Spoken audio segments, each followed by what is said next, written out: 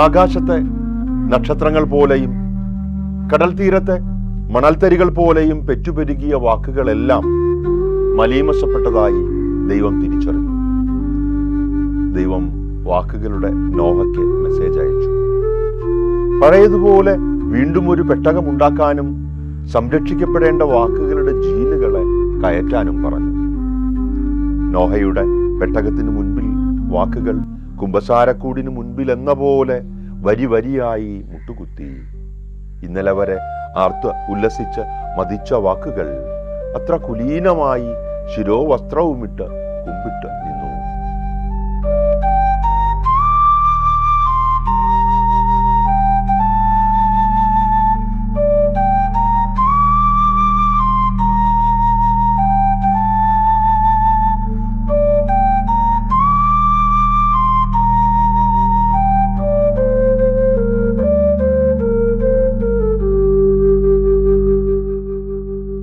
നമസ്കാരം. ഡിസംബറാണ്, ക്രിസ്മസ് കാലമാണ്. ഇവിടെ കുഴൂരിലാണ്. കൂടെ കവി കുഴൂർ വിൽസനാണ്. കവിയും മാധ്യമപ്രവർത്തകനും ഒക്കെയായിട്ട് കഴിഞ്ഞ കുറേ പതിറ്റാണ്ടുകളായിട്ട് നിറഞ്ഞു നിൽക്കുന്ന കുഴൂർ വിൽസൻ എന്ന മനുഷ്യനെ പരിചയപ്പെടുത്തേണ്ട കാര്യമില്ല. നമ്മൾ ഈ ക്രിസ്മസിൻ്റെ ഒരു വേളയിൽ നിന്ന് സംസാരിക്കുമ്പോൾ കുഴൂർ വിൽസൻ എന്ന കവിയുടെ കവിതകളുടെ ഒരു ജീവിത പശ്ചാത്തലത്തിൻ്റെ കൂടെ ഞാനിങ്ങനെ ഓർമ്മയിലൂടെ കടന്നു പോയിരുന്നു. കവിതകൾ വായിച്ചിട്ടുള്ള അനുഭൂതിയുടെയൊക്കെ അതിലൊക്കെ പ്രത്യേകിച്ച് ബാല്യകാലത്തിലെ പള്ളിയും ഒക്കെ ആയിട്ടുള്ള അടുത്ത ഇടപഴകിയിരുന്ന അനുഭവങ്ങളുടെയൊക്കെ വലിയ സ്വാധീനം കാണാൻ കഴിയുന്നുണ്ട്. പ്രത്യേകിച്ച് അതുപോലെ തന്നെ സംഗീതം നിറഞ്ഞു നിൽക്കുന്ന ഒരു ജീവിതമുണ്ട് അതിൻ്റെ അകത്ത്. അത് പള്ളിയിലായാലും പ്രാർത്ഥനയിലായാലും കല്യാണത്തിലായാലും എന്തിനധികം മരണവേളയിലായാൽ പോലും സംഗീതമുള്ള ഒരു ജീവിതമാണ്. അതുകൂടാതെ തന്നെ ഒരു ഗായകനായിരുന്നു കുട്ടിക്കാലത്ത് പാടിയിട്ടുണ്ട് എന്ന് ചോദിച്ചാൽ പാടിയിട്ടുണ്ട്. ഇതിനെല്ലാം ഉപരി ഈ കരിന്തലക്കൂട്ടത്തിൻ്റെ ജന്മദേശത്താണ് നമ്മളിരിക്കുന്നത്. അപ്പോൾ കരിന്തലക്കൂട്ടം അത് ബാൻഡ് എന്നുള്ള നിലയിലേക്ക് ആ പേരിലൊക്കെ വരണേക്ക് മുമ്പ് ഡോക്ടർ CR രാജഗോപാലും അദ്ദേഹത്തിൻ്റെ അന്നത്തെ കോളേജിലുണ്ടായിരുന്ന വലിയ ആർജവമുള്ള കുറച്ച് പേരെ കൂടിയിട്ട് ഈ നാട്ടറിവ് ഒക്കെ പഠനമായിട്ട് ഭാഗമായിട്ട് അവരിവിടെ വരികയും അവർ നടത്തുന്ന സെമിനാറുകളുടെ ഇടവേളകളിൽ ഇവിടെ കാലിബറുള്ള കുറച്ച് പേരെ കണ്ടെത്തി പാടിപ്പിക്കുകയും ചെയ്തതാണ് ഈ കരിന്തലക്കൂട്ടത്തിൻ്റെ ഒരു ഉത്ഭവം. ആ സമയത്ത് അതേ അർത്ഥത്തിൽ ഞാൻ അതിൽ പാടിയിട്ടുണ്ട്. ഇവിടെ നിന്നുണ്ടായ നാടൻ പാട്ടുകളാണ്, ഈ കൃഷിയുമായിട്ട് ബന്ധപ്പെട്ട പാട്ടുകളാണ് അതിൽ അധികവും. അപ്പോൾ അങ്ങനെ അതിൽ പാടിയിട്ടുണ്ടെന്നല്ലാതെ പാട്ടുകാരൻ എന്നുള്ള നിലയിൽ എനിക്ക് ഇല്ല. പക്ഷേ എൻ്റെ ഉള്ളിൽ ഈ പറഞ്ഞ പോലെ നേരിട്ടല്ലെങ്കിലും അല്ലാത്ത താളവും സംഗീതവും ഉണ്ട്. ഒന്ന് ഈ കുഴൂര് എന്നുള്ളൊരു സ്ഥലമാണ്. ഈ ക്രിസ്തുമസ് പറയും പോലെ തന്നെ ക്രിസ്തുമസിൻ്റെ ഒരു ഡിസംബർ ആ കാലത്തെ ഒരു വളരെ കളർഫുള്ളായിട്ടുള്ളൊരു വേൾഡ് പറയുമ്പോൾ തന്നെ എനിക്ക് ഈ ധനുമാസം കണക്ട് ചെയ്യാൻ പറ്റും. കാരണം അത്രയും ഇവിടുത്തെ ആചാര രീതികൾ. അപ്പോൾ ഞാൻ അധിവസിക്കുന്ന സ്ഥലം ക്രിസ്തു മതവിശ്വാസികളും അതേസമയം തന്നെ ഹൈന്ദവ ആചാരപ്രകാരം ജീവിക്കുന്ന മനുഷ്യരും ധാരാളമുള്ള സ്ഥലമാണ്. അപ്പോൾ അതിൻ്റെ ഒരു രണ്ടിൻ്റെ മിക്സ് എനിക്ക് വലിയ രീതിയിൽ ലഭിച്ചിട്ടുണ്ട്. അപ്പോൾ ഞാൻ ഈ ധനുമാസത്തെക്കുറിച്ച് പറഞ്ഞാൽ തന്നെ ഞാൻ വാചാലനാവും. അപ്പോൾ 1200 ആണ്ട് മലയാളം വർഷം, കൊല്ലവർഷം 1200 ആണ്ട് ധനു 2 നമ്മളിപ്പോൾ വർത്തമാനം പറയുന്നത്. അപ്പോൾ ഈ ഒരു കോംബോ എൻ്റെ എല്ലാത്തരം പ്രവൃത്തികളിലും ഉണ്ട്. സംഗീതത്തിലായാൽ പോലും ഇപ്പോൾ കുഴൂർ നാരായണമാരാരെന്ന് പറഞ്ഞു കഴിഞ്ഞാൽ വേൾഡിലെ വലിയ കമ്പോസർമാരിൽ ഒരാളായിട്ട് ഞാനെങ്കിലും പരിഗണിക്കുന്നുണ്ട്. അപ്പോൾ പല്ലാരാക്ക് പിന്നെ ഷാക്കിർ ഹുസൈൻ്റെ മരണം കഴിഞ്ഞിട്ടുള്ള സമയങ്ങളിലാണ് നമ്മളിരിക്കുന്നത്. നേരിട്ട് എന്നെ ബാധിച്ചിട്ടില്ലെങ്കിലും എൻ്റെ ബോധ മനസ്സിലൊക്കെ ആ സാഡ്നെസ് ഉണ്ട്. അതിന് കാരണം ഞാൻ താളത്തോട് കാണിച്ചിട്ടുള്ളൊരു പ്രതിപത്തിയാണ്. അത് തന്നതിൽ ഈ സ്ഥലത്തിന് കുഴൂരിന് വലിയ പങ്കുണ്ട്. അപ്പോൾ എൻ്റെ ബാല്യം ക്രൈസ്തവ പരിസരത്താണെങ്കിൽ കൂടിയും ഉത്സവാന്തരീക്ഷം 6, 7, 8 ദിവസം നീണ്ടു നിൽക്കുന്ന കുഴൂർ ഉത്സവത്തിലെ അമ്പലത്തിലെ ഉത്സവം, എന്നെ കാര്യമായ രീതിയിൽ സ്വാധീനിച്ചിട്ടുണ്ട്. അപ്പോൾ അന്ന് ഞാൻ അവിടുത്തെ ചെണ്ടകൊട്ട് കേൾക്കുകയും അതിൻ്റെ അപ്പോൾ ഈ ഒരു കുഴൂര് ഗ്രാമം അന്ന് ദേശീയ തലത്തിൽ അറിയപ്പെട്ടത് കുഴൂർ നാരായണ മാരാരുടെ പേരിലാണ്. അദ്ദേഹം പത്മശ്രീ ലഭിച്ച താളവാദ്യക്കാരനാണ്. അപ്പോൾ ആ മേഖലയിൽ നിന്നൊക്കെ പത്മശ്രീ ലഭിച്ച അപൂർവം പേരേ ഉള്ളൂ. വലിയൊരാൾ കുഴുക്കാരനായിരുന്നു. അദ്ദേഹത്തിൻ്റെ ബന്ധുക്കളും ശിഷ്യരും ശിഷ്യരുടെ മക്കളും ഒക്കെ ഇപ്പോഴും സജീവമാണ്. അവരൊക്കെ എൻ്റെ സുഹൃത്തുക്കളാണ് പല അർത്ഥത്തിൽ. എന്നോട് ഈ എന്തിനു പറയണപ്പോൾ ഒരു ചെണ്ട പഠിക്കണം എന്നുള്ള തീവ്രമായ അഭിലാഷം ഉണ്ടായി ഞാൻ ചെണ്ട പഠിക്കാൻ വരെ പോയിട്ടുണ്ട്. അപ്പോൾ അത്രയും ആ ഒരു റൂട്ട് അവിടെ കിടക്കുന്നുണ്ട്. അപ്പോൾ അതും എൻ്റെ ബാല്യത്തിൽ ഞാൻ വളർന്നു വന്ന എൻ്റെ സമുദായത്തിലെ ക്രിസ്ത്യൻ പശ്ചാത്തലത്തിലെ അൾത്താര, അതുമായിട്ട് ബന്ധപ്പെട്ട കൊയർ, പിന്നെ ഈ പറഞ്ഞ പോലെ കരോള്, ബാൻഡ് സെറ്റ്, അത് പറയാതിരിക്കാൻ വയ്യ. എൻ്റെ സംഗീതത്തിൽ നമുക്കുണ്ടായിട്ടുള്ള വലിയ അനുഗ്രഹങ്ങളിലൊന്ന് ബാൻഡ് സെറ്റ് ധാരാളം കേൾക്കാൻ പറ്റി. അപ്പോൾ ഈ പശ്ചാത്തലം ഒക്കെ പിന്നെ മറ്റൊന്ന് ക്രിസ്തീയ ഈ ഗാനശാഖകളിലെ വലിയ പാട്ടുകളാണ്. പ്രത്യേകിച്ചും അത് അതിൽ ഒബ്സർവ് ചെയ്തതിൽ എനിക്ക് വലിയ സന്തോഷം തോന്നുന്നു. പ്രത്യേകിച്ച് മരണ വീട്ടിലെ പാട്ടുകളൊക്കെ അന്ന് ഈ വാക്കിനോടുള്ള ഇഷ്ടം കൊണ്ട് നമ്മൾ ആ അന്തരീക്ഷത്തെക്കാൾ ഒരു പക്ഷേ അത്തരം ഞാൻ ഈ മരിച്ചവരുടെ ഒപ്പീസൊക്കെ വളരെ മഴ പെയ്യുമ്പോൾ വയലുകളിൽ വിത്തുകൾ പൊട്ടിമുളയ്ക്കുന്നു, കാഹളനാദം കേൾക്കുമ്പോൾ മൃതരിൽ ജീവൻ ഉദിക്കുന്നു എന്ന് പറയുന്ന ആബലച്ചൻ്റെ വരികൾ, കുരിശിൻ്റെ വഴി എന്ന് പറഞ്ഞാൽ അതിഗംഭീരമായ കാവ്യ ഇതുള്ള അങ്ങനെ ക്രിസ്ത്യൻ ഭക്തിഗാനങ്ങളിൽ തന്നെ എന്നെ അതിലേറ്റവും വലിയ ഉദാഹരണം അമ്മകന്യ തന്നെയാണ്. പിന്നെ അർണോസ് പാതിരിയുടെ പുത്തൻപാന, അതിൻ്റെ ഭാഷയും അതിൻ്റെ തീവ്രതയും ഒക്കെ എന്നെ ചെറുപ്പത്തിലെ അതൊക്കെ അറിയാതെ സംഭവിച്ചിട്ടായിരിക്കും. പക്ഷെ അത് അന്ന് നമുക്ക് അത്ര തീവ്രതയോടുകൂടി ഞാൻ റിപ്പീറ്റ് ചെയ്തിട്ടുണ്ട്. അപ്പോൾ അത് ലാംഗ്വേജിലും പിന്നീട് കവിതയിലൊക്കെ അതിൻ്റെ ഒരു സഹായമായിട്ടുണ്ടെന്ന്. കവിതയുടെ ഭാഷയിലേക്ക് വരുമ്പോൾ എനിക്ക് തോന്നുന്നു ഇപ്പോൾ ബൈബിളിൻ്റെ ഭാഷ അല്ലെങ്കിൽ ഈ പറഞ്ഞ ക്രിസ്തീയ ഭക്തിഗാനങ്ങളുടെയൊക്കെ കുഞ്ഞുനാളിലൊക്കെ കേട്ട് വളർന്നിട്ടുള്ള വളരെ സംഗീത സാന്ദ്രമായിട്ടുള്ളൊരു ഭാഷ കവിതയിലുണ്ടെന്നാണ്. അതിൻ്റെ ഒരു സ്വാധീനം തോന്നിയിട്ടുണ്ടോ ഭാഷയിൽ? അല്ലെങ്കിൽ എങ്ങനെയാണ് അതിൻ്റെ ഒരു സംഗീതത്തെ എന്ന പോലെ തന്നെ അപ്പോൾ ഈ ബൈബിളിലേക്ക് പദച്ചേർപ്പുകളൊക്കെ വളരെ വ്യത്യാസമുള്ളതാണ്. നമ്മൾ ഒരു പൊതു മുഖ്യധാര മലയാളത്തിൻ്റെ ഒരു പദച്ചേർപ്പുകളോ വാക്യഘടനകളോ ഒന്നും അല്ലല്ലോ ബൈബിളിൻ്റെ ഒന്നും ഒരു ഭാഷയ്ക്ക്. അപ്പോൾ അങ്ങനെയൊക്കെ സ്വാധീനം തോന്നിയിട്ടുണ്ട്? ശരിക്കും പറയുകയാണെങ്കിൽ അതൊരു ഒരു കവിയോട് സംസാരിക്കുമ്പോൾ എന്തായാലും പുറത്ത് പറയൂല. ഇനി ഈ മിക്സിങ്ങിലാണ്. അതൊരു പാചകമായിട്ട് ബന്ധപ്പെട്ട് പ്രവർത്തിച്ചു കഴിഞ്ഞാൽ പെട്ടെന്ന് മനസ്സിലാവും. നമ്മളെന്തുകൊണ്ടാണ് ചില ചായക്കടകളിൽ നിന്ന് ചായ പ്രിഫർ ചെയ്യുന്നത്, ചില പാചകക്കാരിൽ നിന്ന് അല്ലെങ്കിൽ ചില ഹോട്ടലുകളിൽ നിന്ന് ചില ഫുഡ് പ്രിഫർ ചെയ്യുന്നത്. അപ്പോൾ അവരുടെ ഒരു ട്രേഡ് സീക്രട്ട് പുറത്തു വിടൂല. അല്ല ഞാൻ പറഞ്ഞു, അല്ല തമാശയായിട്ടും അല്ല, ഒരു ഞാൻ ഇതേക്കുറിച്ച് ആലോചിച്ചിട്ടുണ്ട് പിന്നീട്. ഇപ്പോൾ വ്യത്യസ്തമായിരിക്കുക, അതേസമയം ആകർഷകത ഉണ്ടാവുക, ഇതിനൊക്കെ വേണ്ടി ബോധപൂർവമായിട്ടുള്ള പരിശ്രമങ്ങൾ ഞാൻ നടത്തിയിട്ടുണ്ട്. പിന്നെ ആദ്യം ഇത് അബോധം തലത്തിൽ പ്രവർത്തിക്കുന്നതാണെങ്കിൽ കൂടിയും പിന്നീട് ഇതൊരു കവിത എന്നുള്ളൊരു മാധ്യമത്തെ കുറച്ചുകൂടി ഗൗരവത്തിലൊക്കെ കാണാൻ തുടങ്ങിയ സമയത്ത് നമ്മൾ ചിലപ്പോൾ ഞാനിത് എങ്ങനെയാണ് എന്നിലേക്ക് ഇത് വന്നത്, ഈ കവിതയുടെ താളം എങ്ങനെയാണ് വന്നത് എന്നൊക്കെ ഞാൻ റൂട്ട് അന്വേഷിച്ചിട്ടുണ്ട്. അപ്പോൾ ഇത് ഇന്ന പാട്ടിൽ നിന്നാണല്ലോ, അല്ലെങ്കിൽ ഇന്ന പ്രാർത്ഥനയിൽ നിന്നാണല്ലോ, അല്ലെങ്കിൽ ഇന്ന ചെണ്ടകൊട്ടിയിൽ നിന്നാണല്ലോ. അപ്പോൾ ഈ മിക്സ്, അപ്പോൾ ഇതെനിക്ക് പുറത്ത് ആദ്യം കേൾക്കുന്ന ആൾക്ക് ഇത് എവിടെ നിന്നാണ് വന്നതെന്ന് മനസ്സിലാവരുതെന്ന് എനിക്ക് നിർബന്ധമുണ്ട്. അങ്ങനെയൊക്കെ ചില കവിതകൾ നമ്മൾക്ക്, പക്ഷെ അതിൻ്റെ ഒറിജിനൽ റൂട്ട് ഒരാൾ പറഞ്ഞു തരുമ്പോൾ എനിക്ക് ഭയങ്കര സന്തോഷമാവും. നമ്മൾ ലാംഗ്വേജ് ഒന്നും റിപ്പീറ്റ് ചെയ്തിട്ടില്ല, പക്ഷെ ആ റിതം ഒക്കെ ആരും അറിയാത്ത രീതിയിൽ മിക്സ് ചെയ്തിട്ടുണ്ട്.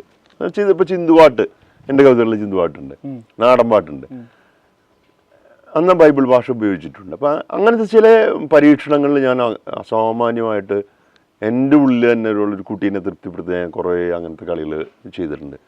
ഇന്ന് ഞാൻ നാളെ നീ ആൻ്റപ്പൻ എന്നുള്ള പേര് തന്നെ, അത് ഒരു അതിനോട് ഇഷ്ടം അല്ലെങ്കിൽ ആ വാക്കുകളോട് വേറൊരു തരത്തിലുള്ളൊരു ഇഷ്ടമുള്ള ഒരാളെ അത്രയും ഉൾവേലി കടന്നു വരുമെന്ന് എനിക്കറിയാം. ആ പേര് ആകർഷകമാക്കാൻ അറിയാഞ്ഞിട്ടൊന്നുമല്ല. ഇപ്പോൾ വയലറ്റിനുള്ള കത്തുകൾ പോലെ വളരെ പെട്ടെന്ന് തന്നെ ആളുകളെ പിടിച്ചെടുക്കണ വാക്കുകളൊക്കെ ഉണ്ടാക്കാനേ പറ്റും. പക്ഷേ ഞാൻ വിചാരിച്ചു കുറച്ചുകൂടി മെച്യൂർഡായിട്ട് ഇറങ്ങിയതിന് ശേഷം ഒരു പുസ്തകമാണല്ലോ ഈ എന്നൊക്കെ പറഞ്ഞ പുസ്തകത്തിന് പേര് കൊടുത്ത ആളാണ് ഞാൻ. അത് ഒരു അധികമൊന്നും അങ്ങനത്തെ ഒരു മാതൃക ഇല്ലാതിരുന്ന സമയത്ത് വെള്ളം ചേർക്കാത്ത വെള്ളം ചേർക്കാത്ത പിഴ അത് വേറൊരു പോയറ്റിക് സെൻസാണ്. പക്ഷെ തലക്കെട്ടിൽ നമുക്ക് പെട്ടെന്ന് ആളുകളെ ക്യാച്ച് ചെയ്യിപ്പിക്കാനായിട്ടുള്ളൊരു ഇതൊക്കെ പറ്റും. നമുക്കൊന്ന് കുറച്ച് സമയമൊക്കെ ഇരുന്നാലും ഒരു ആളുകളോട് കുറച്ച് അഭിപ്രായങ്ങളൊക്കെ ചോദിച്ചാലും നമുക്കത് പറ്റും. പക്ഷേ ഇന്ന് ഞാൻ നാളെ നീ കണ്ടപ്പോൾ ഞാൻ വിചാരിച്ചു ഇങ്ങനെ പെട്ടെന്ന് ആള് ഒരു മുൾവേലി അവിടെ ഇരിക്കട്ടെ, അതും കൂടി കടന്നു വന്നൊരു വായനക്കാരൻ മതി ആ പുസ്തകത്തിന് എന്ന് ഞാൻ അല്ല അങ്ങനെ വിചാരിക്കാം. അപ്പോൾ പക്ഷെ അത് കടന്നു വന്നു എന്നുള്ളതാണ്. അല്ല ചിലർ അത് കടന്നു വന്നു, അപ്പം നമുക്ക് സന്തോഷം തോന്നി. അപ്പോൾ ആ കവിതകളിൽ മരണ കവിതകളിൽ മിക്കവാറും ഈ സെമിത്തേരിയിൽ പാടുന്ന പാട്ടുകൾ അതിൻ്റെ ഒരു വൃത്തമായിട്ട് വർക്ക് ചെയ്യുന്നുണ്ട്. അപ്പം ഞാനീ പിന്നെ ആന്തരികമായി അല്ലെങ്കിൽ നമ്മളെ ഇൻസൈഡിൽ നമ്മളെ ഹാപ്പി ആക്കാനായിട്ട് നമ്മൾ ചെയ്ത ഒരു തരം കുസൃതിയോ കുറുമ്പോ അല്ല, അത് സ്വാഭാവികമായിട്ടും നമ്മുടെ ഒരു ജീവിത ഭാഷയിൽ നിന്ന് നമ്മൾ കവിത എഴുതുമ്പോൾ ആ ഭാഷയിലുള്ള താളങ്ങളും അതിൻ്റെ കൂടെ തന്നെ വരും തന്നെയാണ്. ഞാനത് കൃത്യമായിട്ടൊക്കെ എന്നെ സന്തോഷിപ്പിക്കാനെങ്കിലും ഞാൻ ചെയ്തിട്ടുണ്ട്. ഇപ്പോൾ മൊയിൽ കുഞ്ഞുങ്ങൾ കഥാപാത്രമായിട്ട് വരുന്ന ചാരപ്പനും വെള്ളപ്പനും എന്ന് പറയുന്ന ആ പുതിയൊരു കവിതയിൽ ഭക്ഷണമൊക്കെ തൃപ്തിയായി കഴിഞ്ഞാൽ മച്ചാനെ അത് പോരാളിയാ എന്നുള്ള പ്രയോഗം. അപ്പോൾ എനിക്കത് കേട്ടത് മുതലേ എൻ്റെ ഉള്ളിൽ ആ പാട്ടിലത് പ്രയോഗിച്ചു. കോവിഡ് കാലത്ത് ഭക്ഷണം കിട്ടിയിട്ടുള്ള ഒരു കേരളത്തിലൊരു പ്രജയുടെ ഒരു ടെസ്റ്റിമണിയിലാണ് അയാളത് പറയണേ. അതായത് രാവിലെ ഇന്ന ഫുഡുകളൊക്കെ കിട്ടും, ഞാൻ ഹാപ്പിയാണ് ക്വാറന്റൈനിൽ എന്നുണ്ട്, അത് പോരെ മച്ചാനെ. ഇത് ഞാൻ കവിതയിൽ ഉപയോഗിച്ചു. അപ്പം ഇങ്ങനെ നമ്മൾ നിത്യജീവിതത്തിൽ നമ്മൾ കേട്ട് വലിയ നമ്മുടെ ഉള്ളിലേക്ക് പതിയണത് കവിത എന്നുള്ളൊരു മാധ്യമത്തിൽ ഉപയോഗിക്കാനായിട്ട് പറ്റുമോ എന്ന് സംശയിക്കുന്ന ഒരു സമയത്ത് ഞാനത് ആന്തരികമായിട്ട് ഉപയോഗിച്ച് എന്നെ തൃപ്തിപ്പെടുത്തി. അപ്പോൾ പിന്നെ അത് അത് പക്ഷെ എല്ലാവരും പൊതുധാര ചിലപ്പോൾ അത് ഇഷ്ടമാക്കില്ല അല്ലെങ്കിൽ മനസ്സിലാക്കില്ല എന്ന് വിചാരിച്ച് നമ്മളത് അധികം ഒന്നും പ്രദർശിപ്പിക്കാതെയും ഇരുന്നു. ബ്ലോഗിലോ അല്ലെങ്കിൽ ഈവൻ വളരെ പബ്ലിക് റീച്ച് ഉണ്ടാവുന്ന കരുതുന്ന ചില ഇടങ്ങളിലൊക്കെ പോലും അത് ഒഴിവാക്കി അത്തരം ചില കവിതകൾ. ഈ സംഗീതത്തെക്കുറിച്ചും താളത്തെക്കുറിച്ചും പാട്ടുകളെക്കുറിച്ചൊക്കെ നമ്മളിങ്ങനെ പറഞ്ഞു വന്നപ്പോൾ അതിനിടയിൽ ഈ കരോൾ സംഘത്തിൽ പോകുന്നതിനെ കുറിച്ച് പറഞ്ഞല്ലോ. അങ്ങനെ രാത്രി പാട്ടൊക്കെ പാടി പോയിട്ടുള്ള അനുഭവങ്ങൾ ഇപ്പോൾ ഓർക്കാറുണ്ടോ അങ്ങനത്തെ? പിന്നെ അത് ഞാൻ ഇപ്പോഴീ സമയങ്ങളിലും കരോളിൻ്റെ സമയത്ത് ഇവിടെ ഉണ്ടെങ്കിൽ ഞാൻ കുറച്ച് 1-2 വീടുകളെങ്കിലും ഇങ്ങനെ കരോളിൻ്റെ കൂടെ ഇങ്ങനെ പോകും. പുതിയ കുട്ടികളുടെ അതിലവർ ഉപയോഗിക്കുന്ന പുതിയ പാട്ടുകൾ, അവരുടെ ഡാൻസ്, അവരുടെ അപ്പോഴത്തെ കോസ്റ്റ്യൂം, ഇതൊക്കെ ശ്രദ്ധിക്കും. ഞാൻ ഈ ക്രിസ്മസിനും അത് ചെയ്തിരുന്നു. അപ്പോൾ അതിൽ ഏറ്റവും രസകരമായിട്ടുള്ളൊരു കഥയല്ല, എൻ്റെ ഒരു പിന്നെ ഞങ്ങൾ ചെറുപ്പത്തിലേക്ക് ഉള്ളൊരു കുസൃതികളിലൊന്ന് നമ്മൾ കരോൾ വേഷത്തിൽ കെട്ടിയിട്ട് നമുക്ക് ഇഷ്ടമുള്ള പെൺകുട്ടികളുടെ വീട്ടിലൊക്കെ കരോളിൽ ചെല്ലുമ്പോൾ നമ്മൾ പാപ്പാനിയായിട്ടൊക്കെ നിന്നിട്ടുള്ള ഒരു വളരെ കാൽപ്പനികമായിട്ടുള്ള ചില സാധനങ്ങളുണ്ട്. അപ്പോൾ വേഷം മാറിപ്പോവാമല്ലോ, അവരുടെ വീട്ടിൽ ധൈര്യമായിട്ട് ചെന്നിട്ട് അങ്ങനെ കൃത്രിമ കരോൾ സംഘങ്ങളൊക്കെ ഉണ്ടാക്കി പോണ ഇമാജിൻ ചെയ്തിട്ടുണ്ട്. ഞാൻ എന്തോ ചെയ്തിട്ടൊന്നുമില്ല, ഞാൻ അല്ലാതെ ഒഫീഷ്യൽ കരോൾ സംഘത്തിൻ്റെ ഭാഗമായതുകൊണ്ട്. പക്ഷെ അന്നത്തെ നമ്മുടെ ഒരു നമുക്ക് അങ്ങനെ ഇഷ്ടമുള്ളൊരു വീട്ടിൽ ഇഷ്ടപ്പെട്ടൊരു പെൺകുട്ടിയുള്ളൊരു വീട്ടിൽ കരോൾ ഇതിൽ പാപ്പാനിയായിട്ട് ചെല്ലണതിനെ കുറിച്ചൊക്കെ ഞാനങ്ങനെ ഇമാജിൻ ചെയ്തിട്ടുണ്ട്. എഴുത്തിൽ ക്രിസ്തുമസ് വന്നിട്ടൊക്കെ ഉണ്ട്. എല്ലാത്തരം നക്ഷത്രങ്ങൾ നിരന്തരം വരുന്നുണ്ട്. നക്ഷത്രം എന്നുള്ളത് അത് ഒരുപാടുണ്ട്. നക്ഷത്രം എന്നുള്ള വാക്ക് ഞാൻ ആവർത്തിച്ച് പ്രയോഗിച്ചിട്ടുണ്ട്. അത് ഈ ലാറ എന്നുള്ളൊരു പെൺകുട്ടി വരണ ഒരു കവിതയല്ലേ, തങ്കമാലി എന്ന് പറഞ്ഞൊരു കവിതയുണ്ട്. ഈ തങ്കമാലിയിൽ നക്ഷത്രം ഒരു പ്രധാനപ്പെട്ട ഘടകമാണ്. അപ്പോൾ അതിൽ നെടുമ്പാശ്ശേരി എയർപോർട്ടൊക്കെ ഇങ്ങനെ ഒരു ക്യാരക്ടറായിട്ട് വന്നൊരു കവിതയാണ്.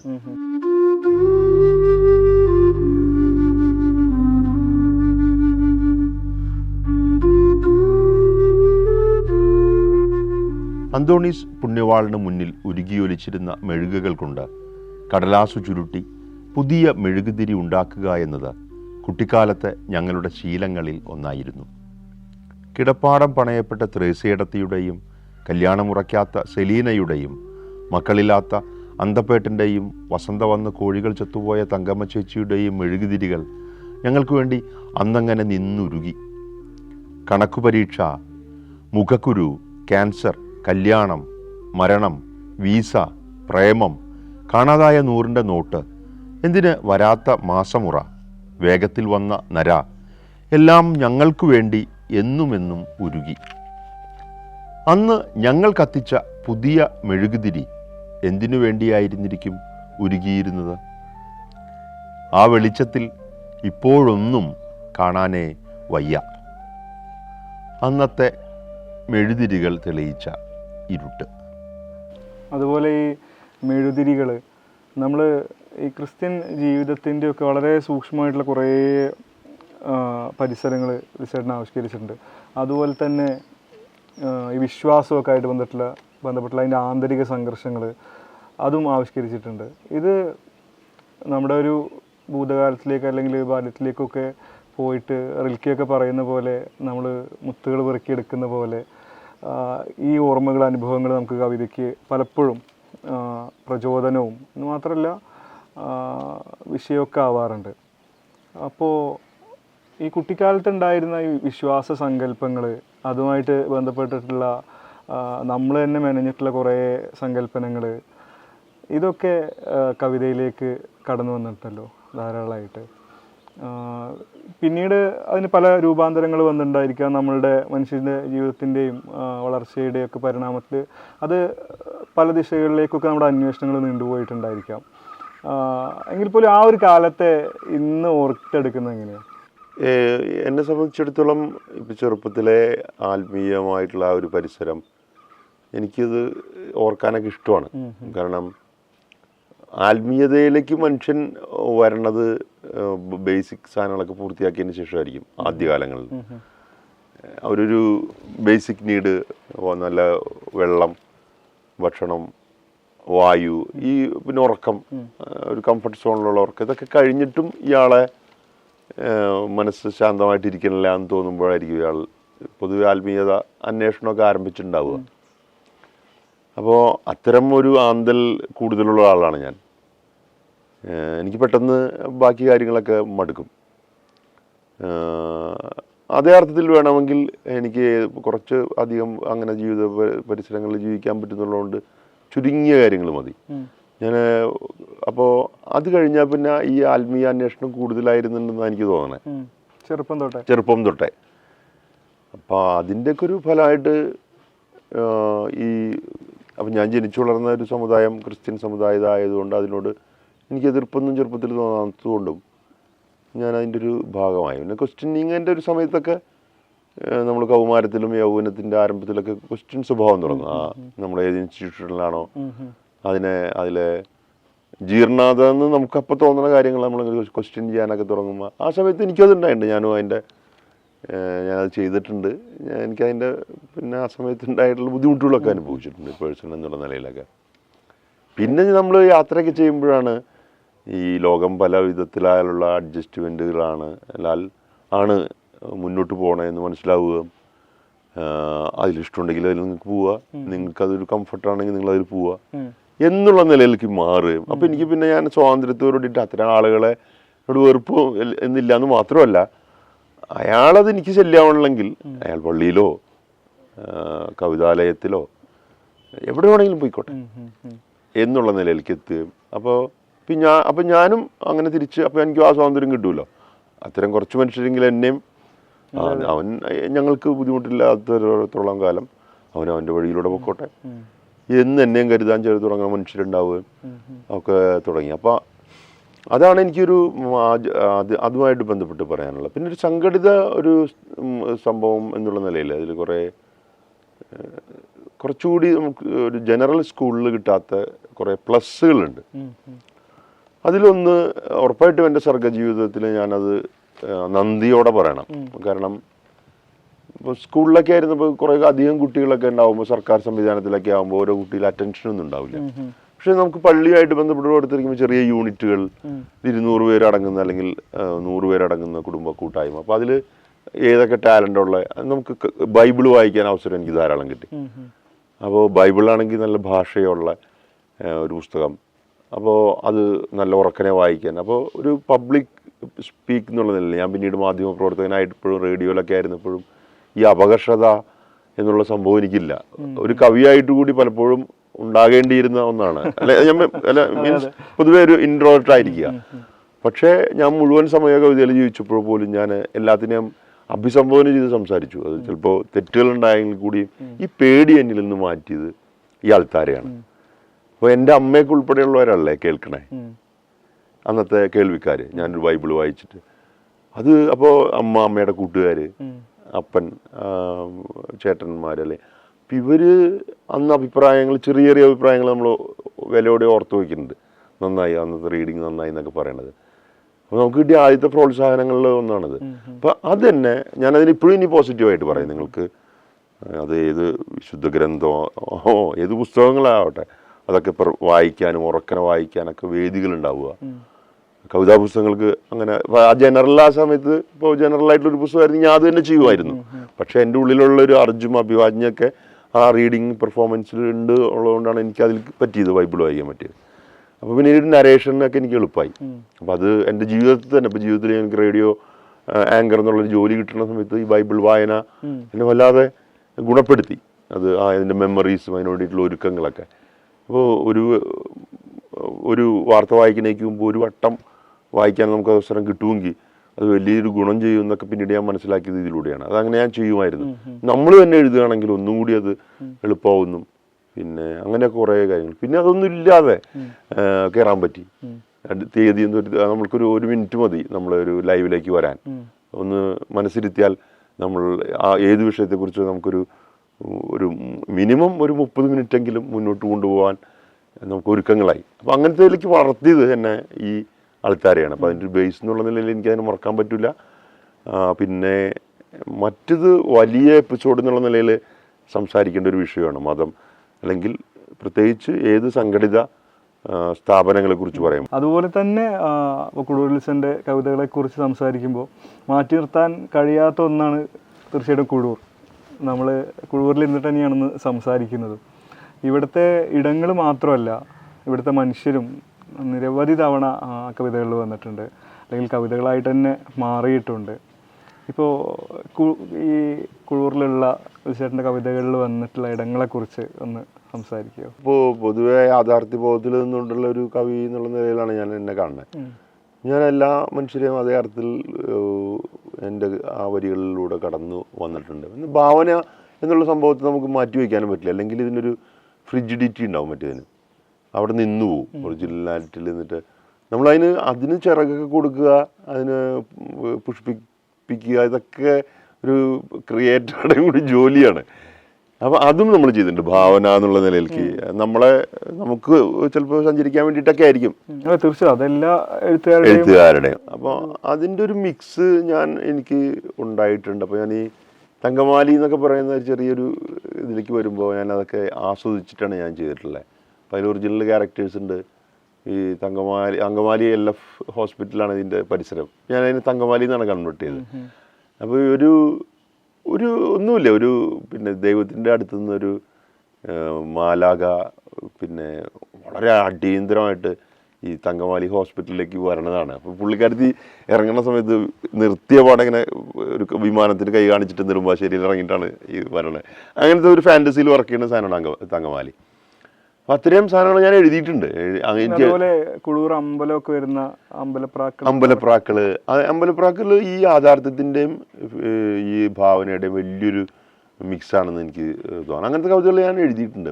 അമ്പലപ്രാക്കൾ പറഞ്ഞു നന്നായി. അപ്പോൾ അതുപോലെ ഈ തങ്കമാലി എന്നുള്ള കവിത, അങ്കമാലിയാണെന്ന് പറയുമ്പോൾ ഞാൻ എൻ്റെ പരിസരം എത്രമാത്രം അതിൽ കവിതയിൽ ഉപയോഗിക്കാറുണ്ട്. പിന്നെ ഈ 9-ാം തീയതി എന്നുള്ള കവിതയിലൊക്കെ ആലുവ ഒക്കെ ധാരാളം കടന്നു വരുന്നുണ്ട്. എന്ന് മാത്രമല്ല, ഈ അടുത്ത ദിവസങ്ങളിൽ ഞാൻ തീവ്രമായിട്ട് അങ്ങനെ സ്ഥലനാമങ്ങളെക്കുറിച്ചുള്ള ഒരു കവിതാ സീരീസ്, ആലുവയെക്കുറിച്ചുള്ള ഞാൻ ഒരു കവിത എഴുതി വെച്ചിട്ടുണ്ട്. ഞാൻ കുറച്ചധികം കേരളത്തിൽ സഞ്ചരിച്ച സ്ഥലങ്ങളെക്കുറിച്ച് എൻ്റെ മനസ്സിനുള്ളിലേക്ക് തട്ടിയ ചില സ്ഥലനാമങ്ങൾ, എനിക്കുള്ള വർക്കല പോലുള്ള, അപ്പോൾ ഓരോന്നിനും ഓരോ ഇതുപോലൊരു സ്കെച്ചസ് ഞാൻ പ്ലാൻ ചെയ്തു. ആലുവ ഞാൻ എഴുതി, ആരും കാണിച്ചില്ല, നോട്ടിൽ ഇങ്ങനെ എഴുതി. അപ്പോൾ അങ്ങനത്തെ കാര്യത്തിലും എനിക്ക് കുറേ താല്പര്യങ്ങളുണ്ട്. അത് സ്ഥലനാമങ്ങളായിട്ട് ബന്ധപ്പെട്ടൊക്കെയാണ്. എനിക്കത് ഇപ്പോഴും ഞാൻ ഈ ഗൾഫിലായാൽ പോലും ഈ ഇത്തരം സ്ഥലങ്ങളുടെ പേരിൻ്റെ രഹസ്യം ഞാൻ അന്വേഷിക്കും. അപ്പോൾ റിയാദ്, റോള, അങ്ങനെ മലയാളിയുടെ മനസ്സിലും ഭയങ്കരമായിട്ട് പതിഞ്ഞുപോയ കുറേ ടൗണുകളുണ്ട് ലോകത്തിൻ്റെ. അപ്പോൾ അതിലെന്താണെന്ന് ചിലപ്പോൾ അന്വേഷിക്കും, ചിലപ്പോൾ നല്ല ഉത്തരം കിട്ടും, മിക്കവാറും നല്ല പോയിട്രി ആയിരിക്കും. നമ്മൾ സംസാരം തുടങ്ങിയപ്പോൾ നമ്മളിങ്ങനെ സംഗീതത്തിലേക്കാണല്ലോ നമ്മൾ പോയത്. അപ്പോൾ ഞാൻ ഓർത്ത ഒരു കാര്യം, സംഗീതം പോലെ തന്നെ സംഗീത ഉപകരണങ്ങളും കവിതയിൽ വരുന്നുണ്ട്, കവിതയ്ക്ക് വിഷയമാവുന്നുണ്ട്. ഇപ്പോൾ തബലയും ചെണ്ടയൊക്കെ പഠിക്കാനുള്ള ഒരു ആശ എപ്പോഴും ഉണ്ടല്ലോ. അപ്പോൾ ഈ ഉപകരണങ്ങളെ കുറിച്ച്, പ്രത്യേകിച്ച് സംഗീതം പുറപ്പെടുവിക്കുന്ന ഉപകരണങ്ങൾ കവിതയിലേക്ക് വരുമ്പോൾ അതിൻ്റെ ഒരു സാധ്യതകൾ എങ്ങനെയൊക്കെയാണ് കാണാറുള്ളത്? ശരിക്കും ഞാൻ നേരത്തെ പറഞ്ഞ ക്വസ്റ്റ്യനിൽ അത് കുറച്ചുള്ളതുണ്ട്. ഇപ്പോൾ കുഴൂർ നാരായണമാരാരുടെ ഒരു കാര്യം പറഞ്ഞു. ഇപ്പോൾ കുഴൂർ അമ്പലം, അവിടുത്തെ അവരുടെ ബന്ധുക്കൾ, ശിഷ്യർ, അവരൊക്കെ ഇപ്പോഴും ഇതിൽ ആക്റ്റീവാണ്. അപ്പോൾ അവരൊക്കെ എനിക്കറിയാം, അവർ നന്നായി. അപ്പോൾ ഇത് നമുക്കൊരു ഇഷ്ടമുണ്ട്. അപ്പോൾ ഇതിന് നമ്മുടെ ഉള്ളിൽ കയറിയതുകൊണ്ടാണ് UAE-യിലായിരുന്ന സമയത്ത് ഞാനും ഷിജു ബഷീർ എന്ന് പറയുന്ന പകൽക്കിനാവൻ എന്ന് പറയുന്ന ബ്ലോഗറും കൂടിയിട്ട് അജ്മാനിൽ ചെണ്ട പഠിക്കാൻ പോയി. ഇപ്പോൾ രാധാകൃഷ്ണൻ എന്ന് പറയുന്ന കാസർഗോട്ടുകാരനായിരുന്നു പഠിപ്പിച്ചിരുന്നത്. ആഴ്ചയിൽ 2 ദിവസമുള്ളൂ. പിന്നെ കുറച്ച് തിരക്കുകളാൽ അത് മുടങ്ങിപ്പോയി. പക്ഷെ അത് ഇടയ്ക്ക് വെച്ചു. പക്ഷെ തബല ചെറുപ്പത്തിലെ ആൾത്താര സംഘത്തിൽ നിന്ന് പ്രൊമോഷൻ കിട്ടി നമ്മൾ ഗായക സംഘത്തിലേക്ക് എത്തി. അപ്പോൾ പാടാൻ ഉള്ള സാഹസമൊന്നും പക്ഷേ നമുക്കിതുമായിട്ട് ബന്ധപ്പെട്ട് പ്രവർത്തിക്കണം എന്നാണ്. അങ്ങനെ കുറച്ചുകൂടി വഴങ്ങേണ്ടത് താളമാണെന്ന് മനസ്സിലായി. അങ്ങനെ തബല പഠിക്കാൻ ചേർന്നു. കുറേ ഗുരുക്കന്മാർ ഓരോ തവണ പാട്ടുകൾ സെറ്റ് ചെയ്യാൻ എടുത്തിട്ട് മാറി മാറി വരും. ശാസ്ത്രീയമായിട്ടൊന്നുമല്ല, എങ്കിലും പാട്ടുകൾക്കനുസരിച്ച്. പക്ഷേ നമുക്ക് എല്ലാ ഉപകരണങ്ങളും ആ സമയത്ത് കൈകാര്യം ചെയ്യാൻ പറ്റി. ചെറിയ ഡ്രം ഒക്കെ, പിന്നെ കൊയറിൻ്റെയൊക്കെ ഭാഗമാകുമ്പോൾ നമുക്ക് ഇത്തരം സംഭവങ്ങളൊക്കെ അത് ഡെവലപ്പ് ചെയ്യും. അങ്ങനെയാണ് അതിൻ്റെ ഒരു താളത്തിൻ്റെ ഒരു അടിസ്ഥാനം. അതുമായിട്ട് ബന്ധപ്പെട്ട് രസകരമായ കഥകളും തബല ഇപ്പോഴും ഞാൻ ആരും കേൾക്കാതെ പ്രാക്ടീസ് ചെയ്യാറുണ്ട്.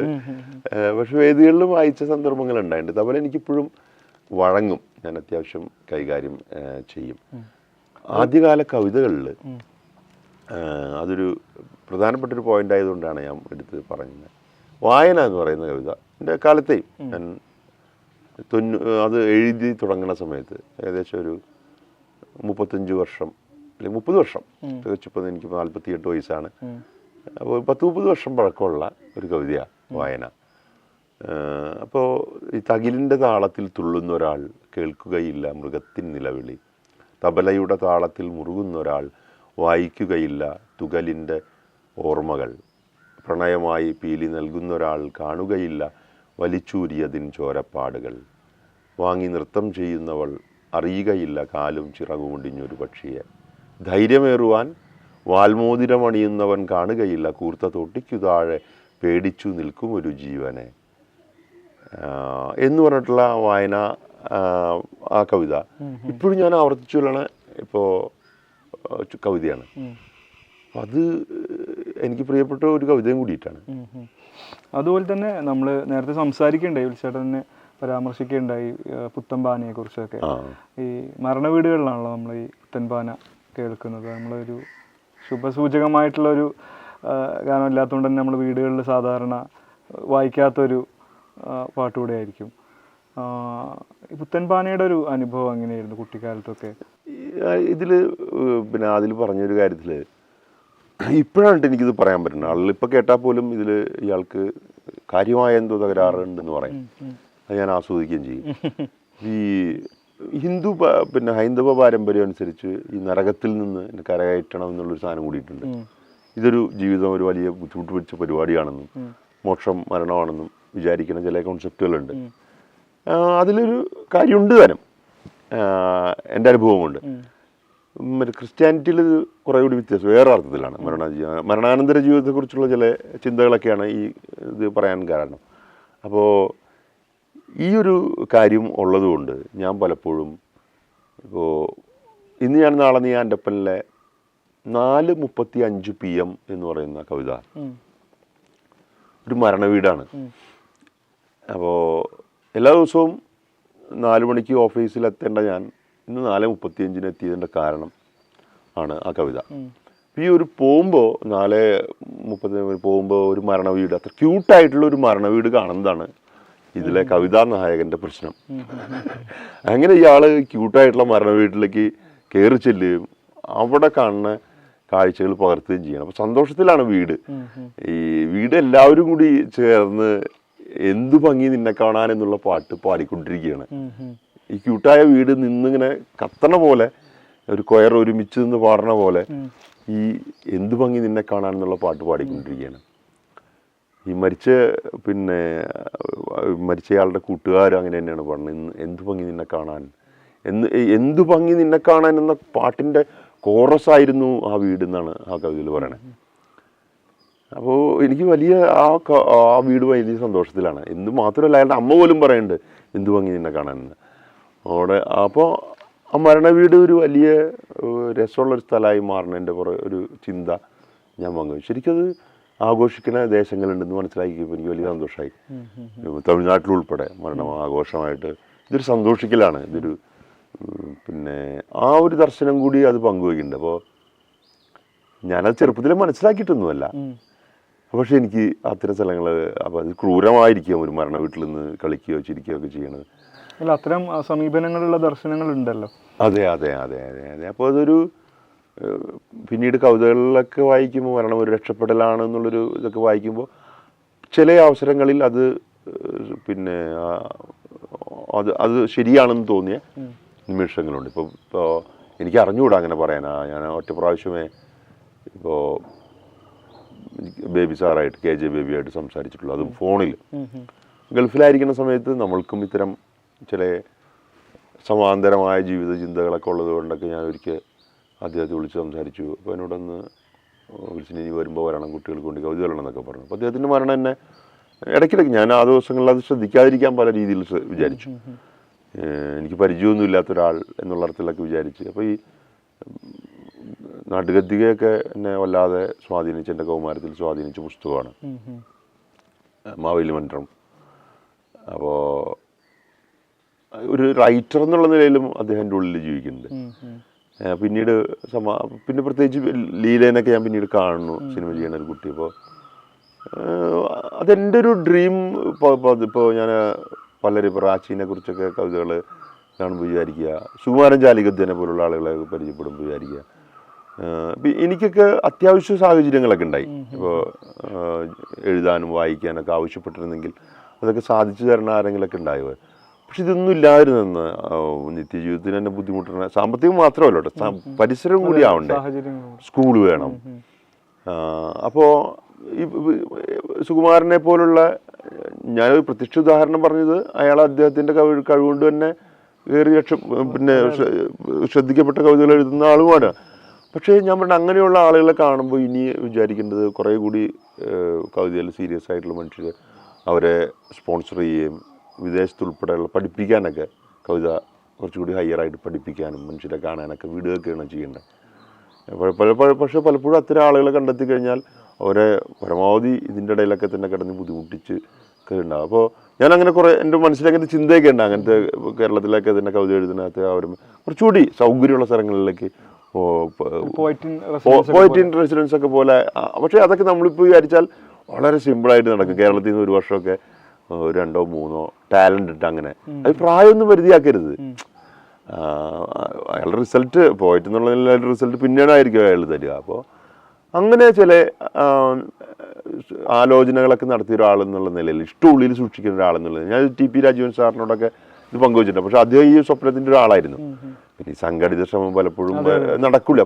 പക്ഷെ അങ്ങനെ നടപ്പാക്കിയ ഒരാൾ, ഈ വലിയ പ്രസ്ഥാനങ്ങളുടെയൊക്കെ ഒത്തുതീർപ്പുകളില്ലാതെ ഈ ഇങ്ങനൊരു കനവ് നടത്തിക്കൊണ്ടുവരുന്ന മനുഷ്യൻ എന്നുള്ള നിലയിൽ എനിക്ക് വേറെ ബഹുമാനം ഉള്ളിൽ സൂക്ഷിച്ചിട്ടാണ് ഞാൻ ഒരിക്കൽ രാത്രി എന്നെ അവിടെ നിന്ന് വിളിക്കുന്നത്. അപ്പോൾ ആളിനോട് ആവശ്യപ്പെട്ട് ഇനി വരുമ്പോൾ വിളിച്ചാൽ വന്നാൽ മതി, അപ്പോൾ ഞാൻ എന്തെങ്കിലും ചെയ്യേണ്ടതുണ്ടോ ആ ദിവസങ്ങളിൽ എന്ന് ഞാൻ എൻ്റെ വളരെ അഹങ്കാരത്തിൻ്റെ സ്വരത്തിലൂടെ ചോദിച്ചപ്പോൾ ആൾ പറഞ്ഞതല്ല, വിൽസൺ നാട്ടിൽ വരുമ്പോൾ നേരിട്ട് എന്തെങ്കിലും ഇവിടേക്കുള്ളതൊക്കെ കൊണ്ടുണ്ടെങ്കിൽ കുട്ടികൾ കൊണ്ടുവന്നോളൂ, വിൽസൺ വന്ന് കവിത ചൊല്ലി തന്നാൽ മതി എന്നാണ് പുള്ളി പറയുന്നത്. അപ്പോൾ അതിൻ്റെ ഇത്തരം പ്രവർത്തനങ്ങൾ നടത്തുന്ന ആളുകളുടെയൊക്കെ ഒരു പിന്നീട് വരുന്ന കഥകളൊക്കെ കാണുമ്പോൾ നമുക്ക് ഇപ്പോൾ ഇത്രയും ഡെഡിക്കേറ്റഡ് ആയിട്ടുള്ള, അപ്പോൾ ആ മരണം കൂടിയൊക്കെ ചേർത്ത് വായിക്കുമ്പോൾ നമ്മൾ ഭയങ്കര സാഡാണ് പരീക്ഷ നടത്താൻ. പക്ഷെ ആ മരണം എനിക്ക് അറിഞ്ഞുകൂടാ, സന്തോഷം കൊണ്ട്. പിന്നെ ഞാൻ പറഞ്ഞ പൂർത്തിയായിട്ട് മരിക്കുന്ന ആളുകളുണ്ട് അവരുടെ ജീവിത നിയോഗം.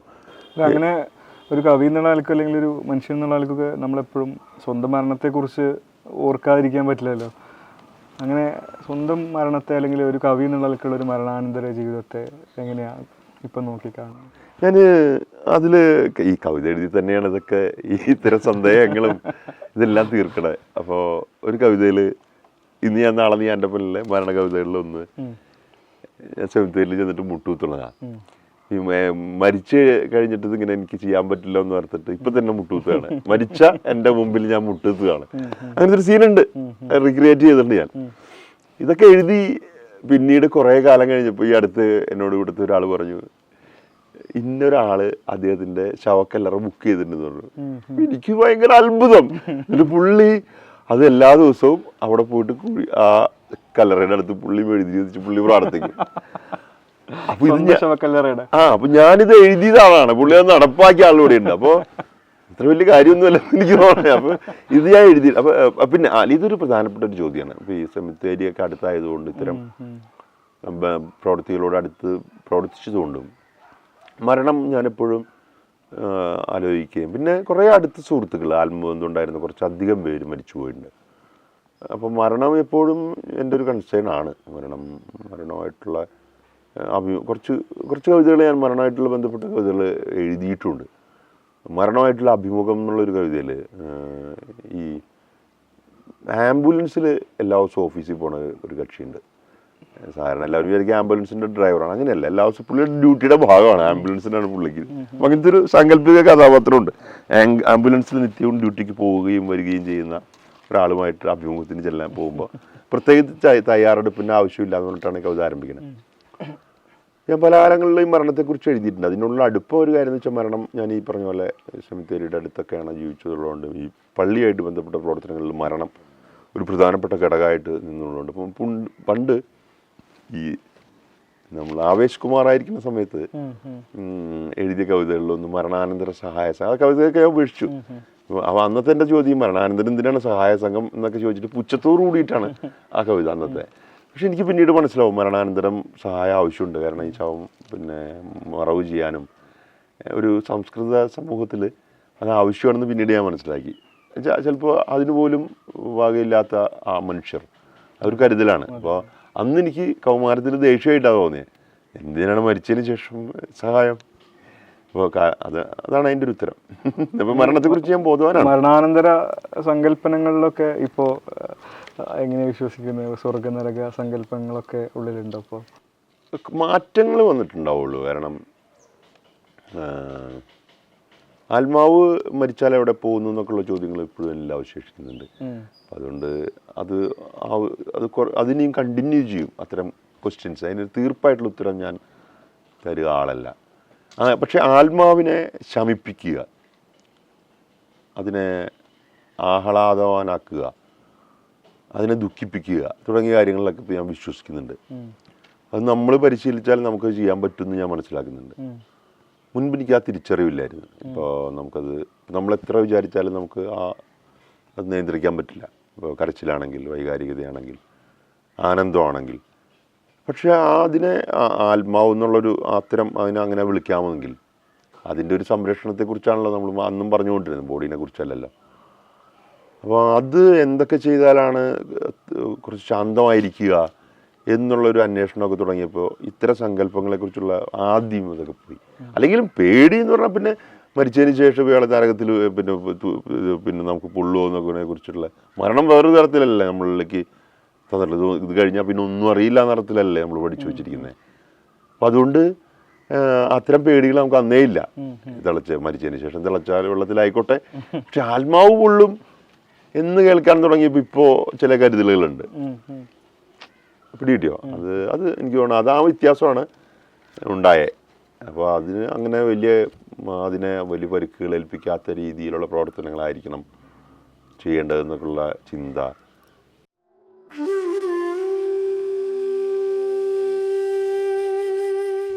പാവം നോഹയ്ക്കും നല്ല പാവം തോന്നി. 7-ാം നാൾ ജലമതിൻ്റെ വീട്ടിലേക്ക് ഇറങ്ങിപ്പോയി. എങ്കിലുമൊന്ന് സംശയം തീർക്കാൻ നോഹ തൻ്റെ പഴയ പ്രാവിനെ തന്നെ പറത്തിവിട്ടു. ചുണ്ടിൽ നല്ല ചന്തമുള്ള മൂളിപ്പാട്ടുമായി തിരിച്ചെത്തിയ പ്രാവിൻ്റെ ചിറകിൽ പുറം ലോകം കാണാൻ പേടകത്തിൽപ്പെട്ട വാക്കുകൾ കുതിക്കവേ പുതിയ പുലരിയിൽ ശേഷിച്ച വാക്കുകൾ ഏതൊക്കെയെന്ന കൗതുകം ഇതു കേട്ട നിങ്ങൾക്ക് ഉണ്ടാകുമെന്ന് എനിക്ക് ഉറപ്പാകയാൽ നിങ്ങൾക്ക് മുൻപിൽ വച്ച് തന്നെ തുറന്നു വിടുന്നു പ്രളയത്തിൽ തെരഞ്ഞെടുത്തു ഞാൻ നോഹയുടെ പെട്ടകത്തിൽ അടച്ചുവച്ച വാക്കുകൾ.